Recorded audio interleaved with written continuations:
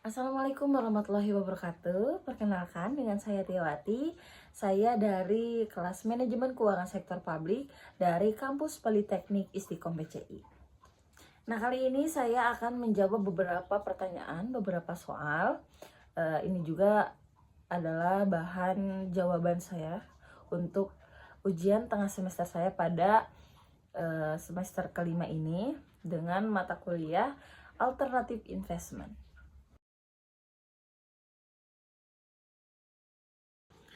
Untuk jawaban saya yaitu menurut saya adalah investasi saham. Kenapa? Karena investasi saham masih menjadi pilihan yang paling menjanjikan nilai return tertinggi, terutama untuk jangka menengah sampai jangka panjang. Namun harus kalian pahami juga bahwa return tertinggi juga sebanding dengan tingkat risikonya. Mengapa menjanjikan? Yang pertama, saham mencerminkan kepemilikan perusahaan. Karena ketika perusahaan tumbuh, nilai sahamnya pun ikut naik. Kedua, dalam 10-20 tahun terakhir, banyak saham memberikan return rata-rata 10-20% per tahun, bahkan lebih pada sektor tertentu. Untuk contohnya, saham BCA dalam 10 tahun terakhir naik lebih dari 500%. Nah, untuk kelebihan investasi saham ini, yang pertama bisa dimulai dengan modal kecil sebesar Rp100.000 sudah bisa membeli saham. Yang kedua, bisa diakses online kapan saja. Yang ketiga, tentu ini berpotensi return yang tertinggi. Jika kamu ingin investasi return paling tinggi atau paling bagus, saham adalah pilihan yang terbaik. Asalkan kamu siap belajar dan bisa sabar untuk investasi jangka panjang. Namun, kalau kamu ingin lebih aman, bisa kombinasi dengan reksadana saham atau obligasi pemerintah agar tetap stabil. Menurut saya real estate masih menjanjikan keuntungan, namun tidak seatraktif dulu, terutama di tengah kondisi penggunaan tarif pajak 32% yang berdampak pada daya beli dan minat investasi masyarakat. Dampak tarif pajak 32% terhadap daya beli, yang pertama, tarif pajak tinggi secara langsung mengurangi pendapatan bersih masyarakat, khususnya kelas menengah atas yang biasanya menjadi target pasar properti. Kedua, penurunan daya beli ini membuat masyarakat lebih menahan konsumsi dan menunda pembelian aset besar seperti properti. Yang ketiga, akibatnya sektor properti terutama untuk investasi akan mengalami perlambatan permintaan. Apakah real estate masih menjanjikan keuntungan? Jawabannya yaitu masih menjanjikan. Tapi yang pertama, tidak untuk semua jenis properti. Yang kedua, tidak cocok bagi semua profil investor. Dan yang ketiga, tidak bisa lagi mengandalkan kenaikan harga semata capital gain, tapi harus disertai strategi pemanfaatan passive income. Nah, yang ketiga ada tantangan investasi real estate saat ini. Yang pertama, modal awal besar, tapi tidak semua kalangan bisa masuk. Yang kedua, likuiditasnya yang rendah. Menjual properti butuh waktu, tidak cocok untuk kebutuhan dana cepat. Yang ketiga, biaya tambahan tinggi seperti PPN, BPHTB, PPh final 2,5% sampai 5% atau bahkan bisa 32% jika dianggap penghasilan tinggi. Dan yang keempat ada pasar lesu. Dengan daya beli turun, permintaan juga ikut berkurang. Nah, jadi kesimpulannya, real estate tetap menjadi instrumen investasi yang aman dan tahan inflasi dalam jangka panjang. Namun, di tengah penurunan daya beli akibat pajak 32%, returnnya tidak lagi secepat dan semenarik dulu, terutama untuk spekulasi harga. Keuntungan hanya akan terasa jika properti tersebut yang pertama disewakan dan menghasilkan cash flow, yang kedua dibeli di lokasi strategis dan berkembang, dan yang ketiga dibeli dengan harga di bawah pasar, misal lelang di stress aset.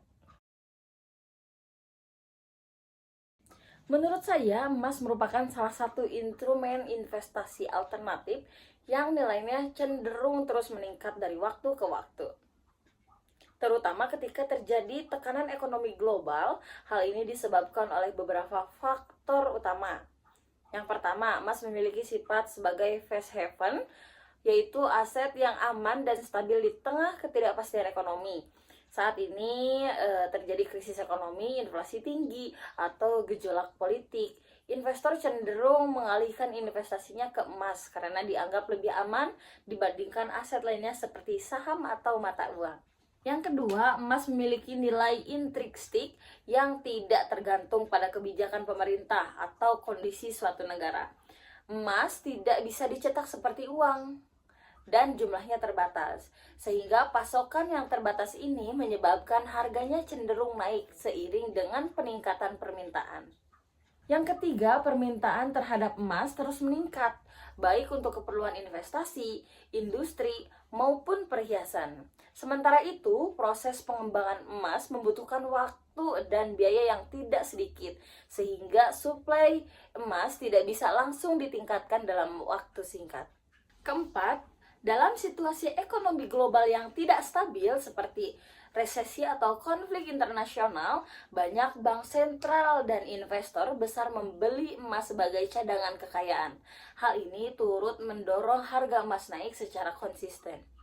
Dengan pertimbangan semua faktor tersebut, saya berpendapat bahwa nilai emas semakin hari semakin meningkat karena emas mampu memberikan rasa aman, memiliki nilai jangka panjang, dan menjadi perlindungan dari risiko-risiko ekonomi yang tidak menentu.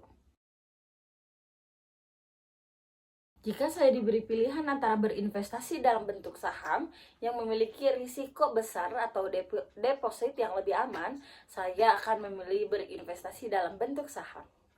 Kenapa? Karena yang pertama, potensi keuntungan lebih tinggi. Saham memang memiliki risiko yang lebih besar, tetapi juga memberikan potensi keuntungan yang jauh lebih tinggi dibandingkan deposito. Dalam jangka panjang, rata-rata return saham bisa melebihi bunga deposito beberapa kali lipat. Yang kedua, melindungi nilai uang dari inflasi. Bunga deposito sering kali berada di bawah tingkat inflasi. Artinya, jika hanya menabung di deposito, nilai uang akan terus berkurang dari tahun ke tahun. Sebaliknya, memberikan peluang untuk mengalahkan inflasi. Yang ketiga, cocok untuk jangka panjang. Jika tujuan investasi saya adalah untuk jangka panjang, misalnya untuk dana pensiun, pendidikan, atau membeli rumah, saham bisa menjadi pilihan yang lebih bijak karena potensi pertumbuhannya lebih besar dari waktu ke waktu. Namun, saya juga akan mempertimbangkan diversifikasinya.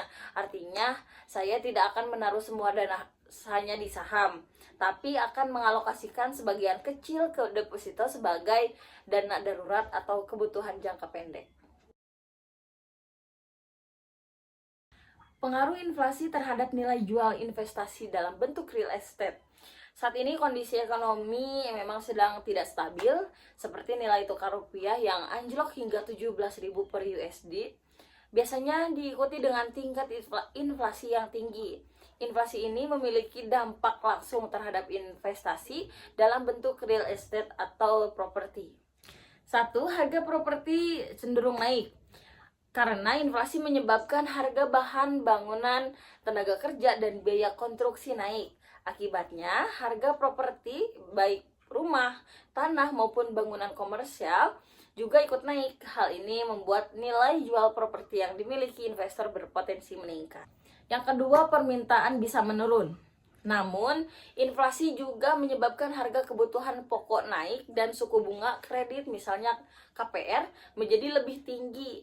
Ini menurunkan daya beli masyarakat sehingga minat untuk membeli properti bisa berkurang. Jika peminatan menurun, maka properti bisa lebih sulit dijual meskipun nilainya naik. Yang ketiga, real estate sebagai aset pelindung nilai. Di sisi lain, real estate dianggap sebagai salah satu aset yang tahap terhadap inflasi atau inflation hedge. Nilai properti cenderung tidak tergerus inflasi seperti uang tunai, sehingga banyak investor memilih real estate sebagai tempat yang aman untuk menjaga nilai kekayaan dalam jangka panjang. Yang keempat, ada potensi pendapatan dari sewa. Saat inflasi tinggi, harga sewa properti juga bisa naik. Ini menguntungkan bagi pemilik properti karena mereka bisa mendapatkan penghasilan pasif yang meningkat seiring naiknya biaya hidup. Jadi, inflasi mempengaruhi investasi real estate dalam dua sisi. Di satu sisi, ia bisa meningkatkan nilai jual properti karena kenaikan biaya bangunan. Tapi di sisi lain, daya beli masyarakat bisa menurun, yang berpotensi membuat pasar properti melambat. Meski begitu, properti tetap menjadi investasi yang kuat dalam jangka panjang karena mampu menjaga nilai aset dari dampak inflasi. Nah, berikut adalah beberapa jawaban-jawaban saya untuk bahan jawaban ujian tengah semester saya di semester 5 ini. Semoga hasilnya memuaskan dan kurang lebihnya mohon dimaafkan. Wabillahi taufiq wal hidayah. Wassalamualaikum warahmatullahi wabarakatuh. Sampai jumpa di next video guys. Bye.